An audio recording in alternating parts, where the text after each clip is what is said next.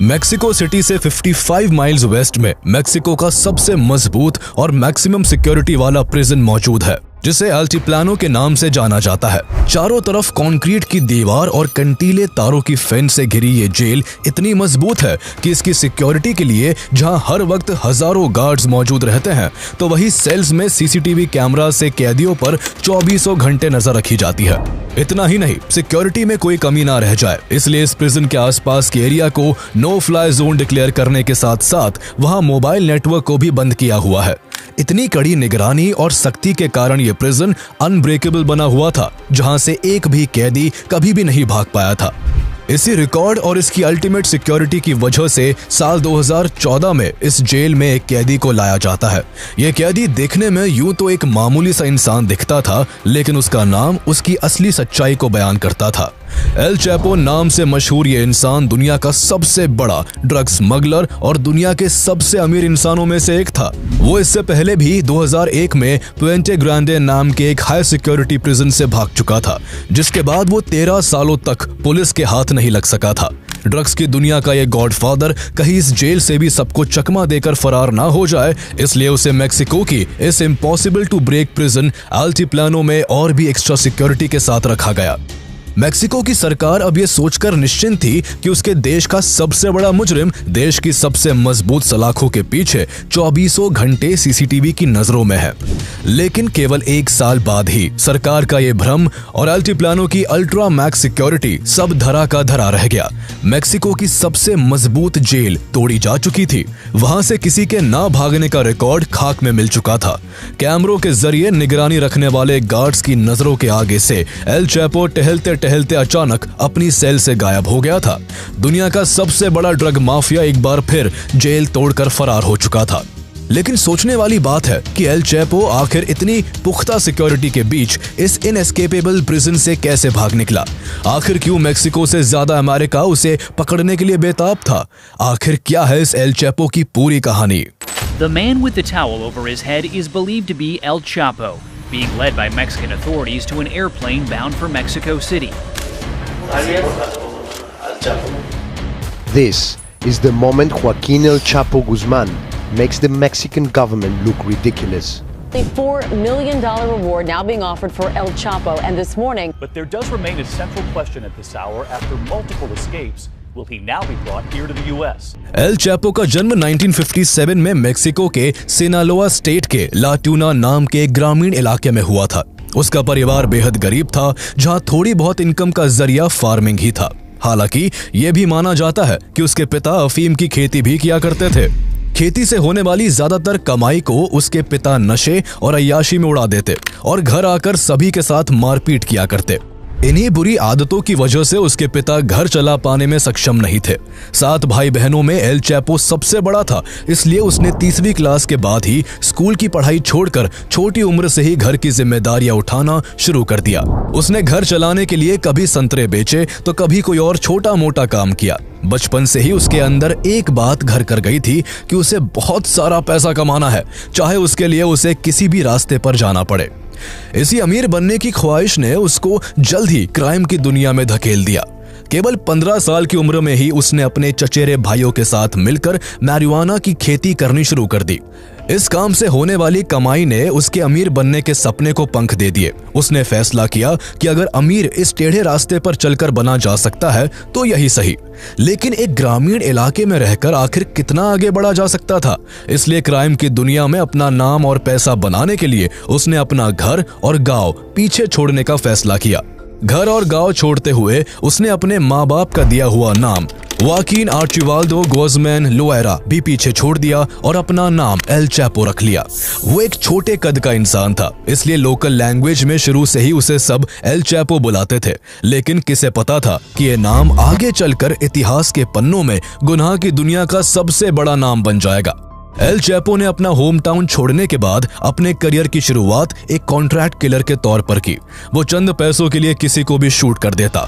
उसके क्रूर स्वभाव को देखते हुए लेट 1970s में drug mafia Hector El Guero Palma ने उसे ग्वाडालाहारा कार्टेल से जोड़ लिया, जो उस समय मेक्सिको का लीडिंग क्राइम ग्रुप था। यहाँ एल चैपो को सिनालोआ रीजन और यूएस मेक्सिको बॉर्डर की तरफ ड्रग डिलीवरीज पर कड़ी निगरानी रखने का काम दिया गया। वो अपने काम के प्रति इतना कठोर था कि शिपमेंट में जरा सी भी देरी होने पर वो ग्रुप के खास एम्प्लॉइज तक को गोली मार देता। एम्बिशियस और रूथलेस, एल चैपो ने इस ग्रुप में बहुत तेजी से अपना रुतबा कायम कर लिया। उसके चलते ड्रग्स की डिलीवरीज तेज होने लगी, ग्रुप का बिजनेस और भी तेजी से ग्रो करने लगा। उसकी काबिलियत से खुश होकर 1980s में उसे ग्वादालाहारा कार्टेल के गॉडफादर मिगेल एंजल फेलिक्स गलार्डो से मिलवाया गया। गलार्डो ने उसे डायरेक्टली अपने साथ काम पर रखते हुए सभी लॉजिस्टिक्स को हैंडल करने का इंचार्ज बना दिया। इस तरह एल चैपो ड्रग ट्रैफिकिंग से जुड़ी हर छोटी से छोटी जानकारी हासिल करने लगा। ग्वादालाहारा कार्टेल में सब कुछ सही चल रहा था और उनका ये इलीगल बिजनेस मेक्सिको के साथ साथ अमेरिका में भी काफी तेजी से बढ़ रहा था। लेकिन 1989 में इस ड्रग माफिया संगठन को एक बहुत बड़ा झटका लगता है। इस साल कार्टेल के हेड फेलिक्स गलार्डो को ड्रग एनफोर्समेंट एडमिनिस्ट्रेशन DEA के एक एजेंट के मर्डर केस में अरेस्ट कर लिया गया, जिसके बाद उसका कार्टेल बिखर कर कई हिस्सों में डिवाइड होने लगा। इसी मौके का फायदा उठाते हुए एल चैपो ने नॉर्थ वेस्ट मेक्सिको में कई और तस्करों के साथ मिलकर अपना खुद का सिनालोआ कार्टेल बना लिया। वो तब तक ड्रग ट्रैफिकिंग से जुड़ी बारीकियों को जान चुका था, इसलिए उसे अपना कारोबार जमाने में ज्यादा परेशानी नहीं आई। आने वाले सालों में जहां बाकी के कार्टेल गवर्नमेंट की बढ़ती पाबंदियों के चलते ड्रग्स की सप्लाई करने में परेशानियों से जूझ रहे थे, तो वही एल चैपो ड्रग्स डिलीवरी के नए तरीके का इजाद कर रहा था। वो ड्रग्स को कभी फायर एक्सटिंग्विशर में डालकर तो कभी उन्हें मिर्ची पाउडर की कैंस में भरकर स्मगल करता। इस तरह वो हर समय अथॉरिटीज की नजरों से बच निकलता। इसके अलावा उसने ट्रांसपोर्टेशन का एक अनोखा जरिया इजाद किया। उसने मेक्सिको और US बॉर्डर के आसपास बहुत सारी एडवांस अंडरग्राउंड टनल्स बनवाए जो कई किलोमीटर तक फैली हुई थी। उन टनल्स में वेंटिलेशन, इलेक्ट्रिसिटी और सप्लाई के लिए व्हीकल्स का भरपूर इंतजाम था। लगभग सभी माफिया ड्रग्स स्मगल करने के लिए या तो रोड का इस्तेमाल करते या प्लेन्स का, या फिर समुद्र के रास्ते बोट्स का। पर क्योंकि इन रूट्स पर मेक्सिको और US अथॉरिटीज की सख्त निगरानी रहती थी, इसलिए ज्यादातर कार्टेल पकड़े जाते। लेकिन एल चैपो ज्यादातर सप्लाई टनल्स के थ्रू करता, जिस कारण वो सभी की नजरों से दूर था। इस तरह दिन पर दिन उसका धंधा बड़ा होने लगा और वो अपने नेटवर्क के जरिए मल्टी टन कोकेन को कोलंबिया और मेक्सिको से यूनाइटेड स्टेट्स में भेजने लगा। उसका कार्टेल कोकेन के अलावा मेथाम्फेटामाइन, हेरोइन, एक्सटेसी और मैरिजुआना के प्रोडक्शन और डिस्ट्रीब्यूशन में भी शामिल था। कुछ ही वक्त में सिनालोआ कार्टेल का नेटवर्क 5 कॉन्टिनेंट्स और करीब 50 कंट्रीज में फैल गया और ये दुनिया का सबसे पावरफुल ड्रग ट्रैफिकिंग ऑर्गेनाइजेशन बन गया। एल चैपो की किस्मत के सितारे बुलंदी पर थे। उसका कारोबार आसमान छू रहा था। जैसे जैसे उसकी वेल्थ और उसका कार्टेल आगे बढ़ रहा था, वैसे वैसे वो गवर्नमेंट की नजरों में भी आने लगा था। उसकी ज्यादातर कमाई अमेरिका में ड्रग्स की स्मगलिंग करके होती थी, इसलिए वो मैक्सिकन गवर्नमेंट के साथ साथ US गवर्नमेंट की क्रिमिनल लिस्ट में भी सबसे ऊपर आ चुका था। एक बड़ा नाम बनने से वो गवर्नमेंट्स के अलावा मेक्सिको के अन्य ड्रग माफिया गुटों के निशानों पर भी था। उसके राइवल्स उसको हटाकर अपना धंधा जमाना चाहते थे। इसी जद्दोजहद में मई 1993 में एल चैपो को मारने के लिए उसके राइवल टिजुआना कार्टेल ने उस पर अटैक कर दिया, जो इससे पहले उसके कई मेंबर्स को मार चुका था। इस आपसी झड़प को ग्वादालाहारा के एयरपोर्ट पर अंजाम दिया गया, जहां एल चैपो को निशाना बनाते हुए कई फायर किए गए। इस फायरिंग में वो तो किसी तरह बच निकला, लेकिन इस दौरान 6 लोगों समेत एक पादरी हुआन जीसस पोसाडेस ओकाम्पा की मौके पर ही मौत हो गई। एक हाई प्रोफाइल रिलीजियस फिगर की डेथ से पब्लिक समेत सरकार भी काफी गुस्से में थी, जिसके चलते इस मामले में तेजी से एक्शन लिया गया। फायरिंग में इन्वॉल्व्ड सभी के फोटोज मीडिया में पब्लिश करके उनके नाम के वारंट जारी कर दिए गए। इनमें एक फोटो हुआकिन आर्चिवाल्डो गuzman नाम से एल चैपो का भी था, जो अब आम पब्लिक के बीच भी मशहूर हो चुका था। वो पुलिस से बचने की कोशिश में जगह बदल कर रहने लगा। वो सबसे पहले टोनाला जॉलिस को भागा, लेकिन कुछ दिन बाद ही वो वहां से निकलकर मेक्सिको सिटी के एक होटल में छिपकर रहने लगा। उसने वहां से अपने एक एसोसिएट के हाथों $200 मिलियन अपने परिवार को भिजवाए और करीब इतना ही अमाउंट अपने एम्प्लॉयज को प्रोवाइड कराया, ताकि उसकी एब्सेंस में सिनालोआ कार्टेल बराबर चलता रहे। इसके बाद वो अपना फेक पासपोर्ट बनवाकर ग्वाटेमाला में शिफ्ट हो गया, जहां छिपे रहने के लिए उसने ग्वाटेमाला के एक मिलिट्री ऑफिसर को करीब $1.2 मिलियन की रिश्वत दी। लेकिन उसके सारे इंतजाम रखे रह गए और इसी मिलिट्री ऑफिसर की लीड पर 9 जून 1993 को ग्वाटेमालन आर्मी ने उसको गिरफ्तार कर लिया। उसे वहां से मेक्सिको लाकर ड्रग ट्रैफिकिंग, ब्राइबरी और कॉन्स्पिरेसी के जुल्म में पुएंटे ग्रांडे नाम के एक हाई सिक्योरिटी प्रिजन में 20 साल की सजा के लिए भेज दिया गया। इस तरह एल चैपो जेल की सलाखों के पीछे जरूर आ गया था, लेकिन उसकी जिंदगी और दिनचर्या में रत्ती भर का भी फर्क नहीं आया था। जहां उसके लिए जेल के अंदर बढ़िया खाने पीने, खेलने, पार्टी करने, टीवी देखने और यहां तक कि उसकी गर्लफ्रेंड्स और वाइफ्स के आने तक का पूरा इंतजाम था, तो वही बाहर उसका ड्रग्स का कारोबार बिना किसी रुकावट के बराबर चल रहा था। उसने पैसे के दम पर दर्जनों गार्ड्स और जेल ऑफिशियल्स को खरीद लिया था। मोटी रिश्वत देकर उसने अपनी लग्जरी लाइफस्टाइल और बिजनेस मीटिंग्स का पूरा बंदोबस्त करके अपने ग्रोइंग ड्रग एम्पायर को ऑपरेट करना जारी रखा। उसके लिए सोने पर सुहागा तब हुआ जब उस जेल का deputy director of security Damaso Lopez Nunez नाम का एक करप्ट ऑफिसर बना। एल चैपो उसकी हर एक डिमांड पूरी करता और उसे सूटकेस भर भर के पैसे देता। कैश हो, गाड़ी हो, बंगला हो या फिर कोई और सुविधा, एल चैपो उसे सब कुछ मुहैया करवाता। इस तरह एल चैपो और डमासो की काफी गहरी दोस्ती हो गई, जिसके चलते एल चैपो कैद में रहकर भी आजाद और आराम की जिंदगी जी रहा था। उसकी जेल के अंदर की जिंदगी साल 2000 तक यूं ही मजे में चलती रही, लेकिन इसके बाद उसकी सुविधाओं और कंफर्ट पर खतरा मंडराने लगा। जेल में बढ़ते करप्शन के कारण सरकार ने गार्ड्स और ऑफिशियल्स पर शिकंजा कसना शुरू कर दिया, जिसके चलते साल 2000 के अंत में एल चैपो के दोस्त डमासो को डेप्यूटी डायरेक्टर ऑफ सिक्योरिटी के पद से इस्तीफा देना पड़ गया। वो इस झटके से संभला भी नहीं था कि कुछ दिन बाद 18 जनवरी 2001 को मेक्सिको के सुप्रीम कोर्ट ने एक ऑर्डर जारी किया, जिसने उसकी रातों की नींद उड़ाकर रख दी।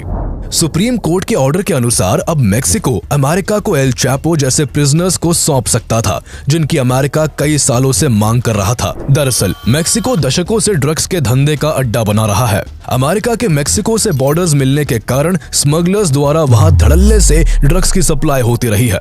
अमेरिका के अंदर लगभग 90% ड्रग केवल मेक्सिको से ही स्मगल होता है, जिसे रोकने के लिए अमेरिकी सरकार हर साल $बिलियन खर्च करती है। जब से एल चैपो ने इस कारोबार में कदम रखा था, तब से वो इस पूरे कारोबार का मैक्सिमम शेयर हासिल कर चुका था।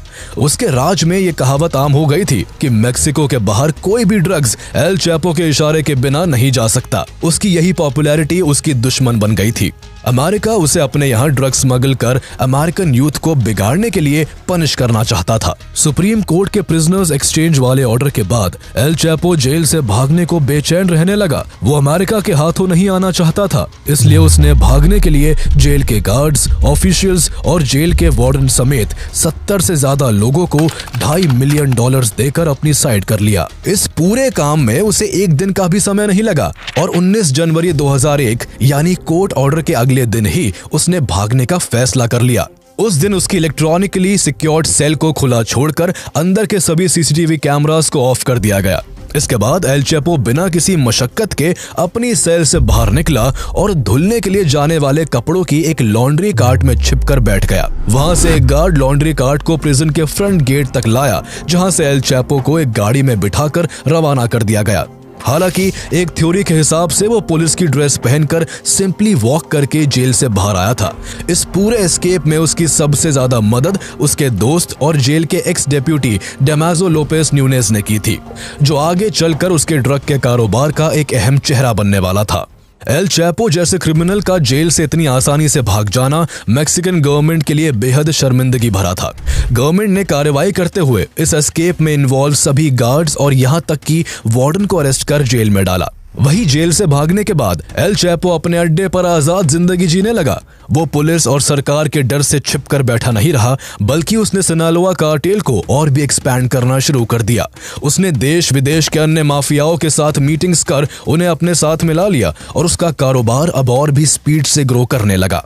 वो ड्रग ट्रैफिकिंग में इतना बड़ा मास्टर बन चुका था कि एक तरफ वो इस कारोबार में अपने राइवल से 4 कदम आगे था, तो वही दूसरी ओर गवर्नमेंट अथॉरिटीज की पकड़ से भी कोसों दूर था। इसके अलावा उसकी लग्जरी लाइफ भी चर्चा का विषय बनी हुई थी। उसने एक के बाद एक 4 शादियां की, जिनसे उसे करीब 15 बच्चे हुए। 4 बीवियों के अलावा उसके मल्टीपल अफेयर्स भी थे। साथ ही वो और भी कई अय्याश कामों में लिप्त था। इसके अलावा उसने लोकल पब्लिक में अपनी अच्छी छवि बनाने के लिए कुछ बिल्डिंग्स वगैरह बनवाकर सोशल वेलफेयर के भी काम किए, जिससे बहुत से लोगों के बीच उसकी पर्सनालिटी रॉबिन हुड की बन गई। वो दिखाने के लिए चाहे जो भी करता, लेकिन उसका काम और पैसा लाखों लोगों की बर्बादी और हजारों लोगों के खून से सना हुआ था। उसके कार्टेल ने 10 सालों के अंदर ही करीब 10,000 लोगों को मौत के घाट उतार दिया था। उसके कार्टेल की इस क्रूरता का अंजाम ये हुआ कि उसके राइवल्स उसके रास्ते से हटने लगे और मैक्सिकन अथॉरिटीज के हौसले भी पस्त होने लगे। 2006 में जब मैक्सिकन आर्मी ने ड्रग कार्टेल्स के खिलाफ एग्रेसिव एक्शन लेते हुए छापेमारी की तो बहुत से स्मगलर्स और उनके ग्रुप्स पकड़े गए, लेकिन एल चैपो को आर्मी पकड़ना तो दूर, उसको छू तक नहीं पाई। एल चैपो के खुले घूमने से नतीजा ये हुआ कि उसका सिनालोआ कार्टेल पूरे मैक्सिको की ड्रग ट्रेड का 40 से 60% हिस्सा कंट्रोल कर हर साल $3 बिलियन का रेवेन्यू जनरेट करने लगा। L Chapo leading drug trafficker बन चुका था और 2009 में फोर्ब्स मैगजीन के हिसाब से वो दुनिया के सबसे अमीर इंसानों की लिस्ट में 701 नंबर पर था। उसकी नेटवर्थ उस समय $1 बिलियन से भी ज्यादा एस्टिमेट की गई थी। उसकी इस कमाई का सबसे बड़ा हिस्सा अमेरिका में ड्रग स्मगल करके होता था, इसलिए अमेरिका उसके पीछे हाथ धोकर पड़ा हुआ था। अपने देश के अंदर इस बढ़ती ड्रग ट्रैफिकिंग को रोकने के लिए अमेरिका एल चैपो को पकड़वाकर अमेरिकन प्रिजन में कैद करके रखना चाहता था। इसी कोशिश में अमेरिका ने उसे पब्लिक एनिमी नंबर 1 डिक्लेयर करते हुए उसे पकड़ने से जुड़ी कोई भी इंपॉर्टेंट लीड देने के लिए $5 मिलियन का रिवॉर्ड डिक्लेयर कर दिया। साथ ही अमेरिकन एजेंसीज ने मैक्सिकन गवर्नमेंट को फंडिंग और हर संभव मदद भी दी ताकि एल चैपो को पकड़ा जा सके। लेकिन इतनी सब तैयारियों के बीच भी एल चैपो जेल से भागने के बाद 13 साल तक फरार रहा। मिलिट्री उसे जब पकड़ने आती उसे पहले ही खबर लग जाती और वो भाग निकलता, लेकिन इस भागदौड़ में मिलिट्री ने उसके कई मेंबर्स और बॉडीगार्ड्स को अरेस्ट कर लिया था। उन्हीं में से एक बॉडीगार्ड ने मिलिट्री को एक बड़ी लीड देते हुए खुलासा किया कि एल चैपो जल्द ही अपनी एक एक्स वाइफ से मिलने अपने एक सेफ हाउस जाएगा। इस दौरान यूएस की मदद से मैक्सिकन अथॉरिटीज ने एल चैपो के खास एसोसिएट्स का फोन भी ट्रैक कर लिया था, जिससे उसकी हर एक मूवमेंट को मॉनिटर किया जा रहा था। 16 फरवरी 2014 को एल चैपो अपनी एक्स वाइफ से मिलने एक सेफ हाउस गया। वहां उसने किसी को कॉल करने के लिए जैसे ही अपने एक एसोसिएट का फोन ऑन किया, अथॉरिटीज को तुरंत उसके वहां होने की खबर लग गई। मैक्सिकन मिलिट्री ने कुछ ही देर में वहां धावा बोल दिया, लेकिन उस घर का स्टील गेट इतना मजबूत था कि उसे तोड़ने में ही मिलिट्री को काफी समय लग गया। मिलिट्री जब अंदर गई तब तक देर हो चुकी थी और एल चैपो बाथटब के नीचे बनी एक खुफिया टनल से भाग चुका था, लेकिन उसका इस तरह बार बार भागकर बच निकलना ज्यादा दिनों तक नहीं चल सका। वो इस बार सेफ हाउस से भागकर माज़ात्लान गया था, जहां यूएस एजेंट्स ने मैक्सिकन मरीन्स के साथ मिलकर उसे पकड़ने के लिए बेस सेटअप कर लिया था। अथॉरिटीज को उसकी लोकेशन का पता लगाने में ज्यादा वक्त नहीं लगा। 5 दिन बाद ही 22 फरवरी 2014 को एक होटल के 4th फ्लोर के एक कमरे पर धावा बोला गया, जिसके अंदर एल चैपो छिपकर बैठा हुआ था। इस बार उसे भागने का कोई मौका नहीं मिला और मैक्सिकन मरीन्स ने उसे फौरन अरेस्ट कर लिया। एल चैपो को पकड़कर इस बार मेक्सिको की सबसे सिक्योर्ड जेल अल्टीप्लानो में डाला गया। मेक्सिको सिटी से 55 माइल्स वेस्ट में मौजूद इस जेल की सिक्योरिटी इतनी मजबूत थी कि यहाँ से एक भी कैदी भागने की हिमाकत नहीं कर सका था।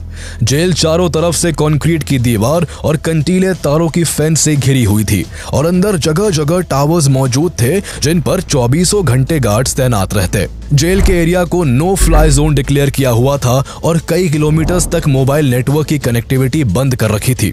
इसके अलावा जेल में 750 कैमरास द्वारा 24 घंटे कैदियों पर निगरानी रखी जाती। कुछ खास गार्ड्स को केवल कैमरों से मिल रही फीड को मॉनिटर करने के लिए रखा हुआ था। इस तरह इस पुख्ता जेल से कोई कैदी भागना तो दूर, भागने की प्लानिंग भी नहीं कर सकता था। इस जेल की इसी मजबूती के कारण एल चैपो को इस जेल की सलाखों के पीछे भेज दिया गया, जहां उस पर हर एक सेकंड नजर रखी जाती। एल चैपो के अल्टीप्लानो में कैद होने से पब्लिक और मैक्सिकन गवर्नमेंट तो निश्चिंत हो चुकी थी, लेकिन अमेरिका को अभी भी डर सता रहा था। अमेरिका को पता था कि एल चैपो के जेल में होने से भी ना तो उसका कारोबार रुकने वाला था और ना ही अमेरिका में ड्रग्स की सप्लाई बंद होने वाली थी। इसके अलावा अमेरिका को डर था कि वो कहीं फिर से जेल तोड़कर ना भाग जाए, इसलिए अमेरिका ने मैक्सिको की गवर्नमेंट से एल चैपो को उसे सौंप देने को कहा, लेकिन मैक्सिकन अथॉरिटीज ने ऐसा करने से मना कर दिया। मैक्सिकन प्रेसिडेंट एनरिके पेना नियतो ने तो यहाँ तक कहा कि मैक्सिको अपने कैदियों को संभालने के लिए कैपेबल है और एल चैपो पिछली बार की तरह जेल से नहीं भाग सकेगा। लेकिन मेक्सिको के प्रेसिडेंट को उस वक्त इस बात का अंदाजा भी नहीं था कि आगे चलकर उन्हें उनके ये शब्द भारी पड़ने वाले थे, क्योंकि जेल में मौजूद शातिर एल चैपो की भागने की तैयारी उस दिन से ही शुरू हो गई थी जिस दिन उसे अल्टीप्लानो में लाया गया था। उसने कुछ ही दिनों में मेक्सिको के इस मैक्सिमम सिक्योरिटी प्रिजन से भागने का प्लान बनाकर अपनी सबसे खास बीवी एमा कोरोनेल को बता दिया, जो अक्सर उससे जेल में मिलने आया करती थी। उसकी ये बीवी एमा एल चैपो से 30 साल से ज्यादा छोटी थी। इतना एज गैप होने के बाद भी उसकी एल चैपो से अंडरस्टैंडिंग काफी अच्छी थी और वो उसके क्राइम्स में बराबर इन्वॉल्व रहती थी। यही वजह थी कि एल चैपो ने इस जेल से खुद को निकालने की जिम्मेदारी एमा को सौंपी, जिसने प्लान को एग्जीक्यूट करने के लिए अपने साथ एल चैपो के 4 बेटों और उसके पहले जेल के ex deputy director Damaso Lopez Nunez को शामिल कर लिया। डमासो लोपेज तब से ही बेरोजगार हो गया था जब से उसे करप्शन के चलते जेल के डेप्यूटी डायरेक्टर के पद से हटा दिया गया था। काम की तलाश ने उसे एल चैपो के कार्टेल का हिस्सा बना दिया था। एल चैपो को जेल से भगाने के लिए जमीन में नीचे एक बड़ी टनल खोदने का प्लान बना, जिसे सीधा उसकी सेल के शावर एरिया से कनेक्ट करना था। दरअसल कैदियों की सेल में केवल एक छोटा सा शावर एरिया ही ऐसा था जिसे प्राइवेसी के कारण सीसीटीवी की रेंज से दूर रखा गया था। ये एक ब्लाइंड स्पॉट था जहां के विजुअल कैमरा कैप्चर नहीं कर सकता था, इसलिए टनल को शावर एरिया से जोड़ने का प्लान था। टनल एग्जैक्ट उसी सेल के अंदर खुले, इसके लिए एमा ने उसे विजिटिंग आवर्स में मिलकर एक वॉच गिफ्ट की जिसके अंदर जीपीएस ट्रैकर लगा हुआ था। प्रिजन अथॉरिटीज ने उसे नॉर्मल वॉच समझकर नजरअंदाज कर दिया था, जो आगे चलकर उनकी सबसे बड़ी भूल साबित होने वाली थी। जहां अब एक तरफ एल चैपो जेल के अंदर से भागने की राह देख रहा था, तो वहीं दूसरी ओर जेल के बाहर एस्केप प्लान को अंजाम देने के लिए उसके ग्रुप ने काम शुरू कर दिया। जेल के 1.5 किलोमीटर के दायरे में एक जमीन खरीदी गई जहां एक ऐसा एटमॉस्फेयर क्रिएट किया गया कि दूर से देखने पर वो जगह एक कंस्ट्रक्शन साइट लगे। वहां से जमीन में कई फीट नीचे टनल खोदने का काम शुरू हुआ, जिसमें कई वर्कर्स द्वारा टर्न बाय टर्न दिन रात काम किया जाता। दिन, हफ्तों और महीनों तक सुरंग बनने का काम चलता रहा, लेकिन प्रिजन अथॉरिटीज को कानों कान खबर तक नहीं लगी। करीब 1 साल में एल चैपो की गैंग ने करीब 350 ट्रक मिट्टी खाली कर 1.5 किलोमीटर लंबी और करीब 1.7 मीटर ऊंची टनल बनाकर तैयार कर दी, जिसमें लैंप्स और वेंटिलेशन पाइप्स लगाकर हवा और बिजली का भी पूरा बंदोबस्त था। उसके अलावा वहां एक मोटरसाइकिल का भी इंतजाम किया गया ताकि एल चैपो के लिए टनल को पार करना आसान हो सके। अब उसे अल्टीप्लानो जेल में आए हुए करीब 1.5 साल हो चुका था। गवर्नमेंट यही मानकर बैठी थी कि वो यूं ही हमेशा मेक्सिको की सबसे मजबूत सलाखों के पीछे कैद रहेगा। लेकिन 11 जुलाई 2015 का दिन इस जेल की सिक्योरिटी और मेक्सिकन गवर्नमेंट की इज्जत को मिट्टी में मिलाने वाला था। इस दिन एल चैपो सबकी आंखों में धूल झोंक कर एक बार फिर फरार होने वाला था। 11 जुलाई को जब शाम का वक्त हुआ तो एल चैपो अपनी सेल में चक्कर काटने लगा। वो बार बार शावर एरिया की तरफ जाता और फिर वापस आकर टहलने लगता। वो इस तरह शावर एरिया में नीचे खोदी जा चुकी टनल से भागने के सिग्नल का इंतजार कर रहा था, लेकिन सीसीटीवी के जरिए नजर रखने वाले गार्ड्स उस जगह पर ब्लाइंड स्पॉट होने से इस पूरे मामले से बिल्कुल अनजान थे। बार बार शावर एरिया की तरफ जाने के क्रम में एल चैपो रात करीब 9 बजे फिर से शावर एरिया की तरफ गया, लेकिन इस बार वो वापस नहीं आया। जब वो शावर एरिया से 25 मिनट बाद भी बाहर नहीं आया तो गार्ड्स को कुछ गड़बड़ी महसूस हुई। उन्होंने उसकी सेल खोलकर जैसे ही शावर एरिया की तरफ जाकर देखा तो उनके पैरों के नीचे से जमीन खिसक गई। उस छोटे से एरिया में 20 बाय 20 इंच का एक होल था जिसके कई फुट नीचे सुरंग बनाई गई थी और वहां नीचे उतरने के लिए एक सीढ़ी भी लगी हुई थी। सीढ़ी से नीचे उतरकर गार्ड्स टनल में आगे बढ़ते रहे, जो करीब 1.5 किलोमीटर दूर उसी कंस्ट्रक्शन साइट पर जाकर खत्म हुई जिसे एल चैपो की गैंग ने खरीदा था। अल्टीप्लानो की चारों ओर लगी फेंस, वहां तैनात हजारों गार्ड्स और 24 घंटे निगरानी रखने वाले सैकड़ों कैमरास की सिक्योरिटी, सब कुछ रखा का रखा रह गया। एल चैपो फिर से सभी को चकमा देकर फरार हो चुका था। उसका दोबारा जेल से भागना मैक्सिकन गवर्नमेंट और खासकर प्रेसिडेंट पेना नियतो के लिए बेहद ही शर्मिंदगी की बात थी। जहां देश विदेश में बदनामी हो रही थी, वही अमेरिका मैक्सिकन अथॉरिटीज को इसके लिए फटकार रहा था। इस घटना के बाद मैक्सिकन गवर्नमेंट ने फिर से हरकत में आकर अल्टीप्लानो के कई सस्पेक्टेड गार्ड्स पर कड़ी कार्रवाई की, क्योंकि इस एस्केप में भी भी कहीं ना कहीं प्रिजन अथॉरिटीज का इन्वॉल्वमेंट था। इसके बाद गवर्नमेंट ने उसको फिर से पकड़ने के लिए देश के बहुत से हिस्सों को लॉकडाउन कर जगह जगह आर्मी को तैनात कर दिया। साथ ही उससे जुड़ी इंफॉर्मेशन देने वाले के लिए 60 मिलियन मैक्सिकन पेसोस का रिवॉर्ड डिक्लेयर कर दिया गया। लेकिन इतना सब करने के बावजूद भी महीनों तक एल चैपो का कोई नामो निशान नहीं मिल सका। उसे पकड़ने के लिए मैक्सिकन मिलिट्री के साथ दुनिया भर की टॉप लॉ इन्फोर्समेंट एजेंसीज भी शामिल हो गई। लेकिन हैरानी की बात यह थी कि जहां एल चैपो को मोस्ट वांटेड डिक्लेयर करके दुनिया की टॉप एजेंसीज ढूंढने में लगी हुई थी, वही अक्टूबर 2015 में वो हॉलीवुड एक्टर शॉन पेन को इंटरव्यू दे रहा था, जिसमें वो बड़े ताव से खुद को दुनिया का सबसे बड़ा ड्रग माफिया बता रहा था। लेकिन इस माफिया की किस्मत ने एक बार फिर पलटी मारी, जिससे उसके आजाद घूमने के दिन जल्द ही खत्म होने वाले थे। मैक्सिकन मरीन्स, आर्मी और फेडरल पुलिस समेत मैक्सिको की सभी फोर्सेस उसे पकड़ने के लिए दिन रात एक कर रही थी। इसी कोशिश में 8 जनवरी 2016 को उन्हें एक पुख्ता लीड मिली, जिसे फॉलो करते हुए नदर्न सिनालोआ के लॉस मोचिस शहर में एक घर पर रेड की गई। उस घर के अंदर एल चैपो और उसके कई साथी मौजूद थे। अथॉरिटीज को रोकने के लिए उसके साथी फायरिंग करने लगे, जिसके जवाब में फोर्सेस ने भी ताबड़तोड़ गोलियां बरसाना शुरू कर दिया। इस शूटआउट में एल चैपो के 5 लोग मारे गए, लेकिन इसके चलते एल चैपो को कुछ टाइम मिल गया, जिस वजह से वो वहां से भी एक सीक्रेट टनल से होकर भाग निकला। उसने टनल से बाहर निकलकर एक कार को बंदूक की नोक पर रोका और वहां से फरार होने लगा। लेकिन इस दिन किस्मत एल चैपो की साइड नहीं थी। वो कार से लॉस मोचिस के साउथ में करीब 20 किलोमीटर दूर ही पहुंच पाया था कि तभी उसे चारों ओर से मिलिट्री की लहराती बंदूकों ने घेर लिया। उसने उन्हें भी रिश्वत देने की कोशिश की, लेकिन ये करप्ट सोल्जर्स नहीं थे जो बिक जाते। उन्होंने उसे फौरन दबोच कर कस्टडी में ले लिया। उसे कुछ दिन मेक्सिको की उसी अल्टिप्लानो जेल में रखा गया, जहां से वो पहले सुरंग बनाकर भागा था। इस बार भी उसकी गैंग उसे सुरंग खोदकर भगाना चाहती थी, लेकिन कहानी में मोड़ तब आया जब इस बार मैक्सिकन अथॉरिटी एल चैपो को अमेरिका को सौंपने को तैयार हो गई।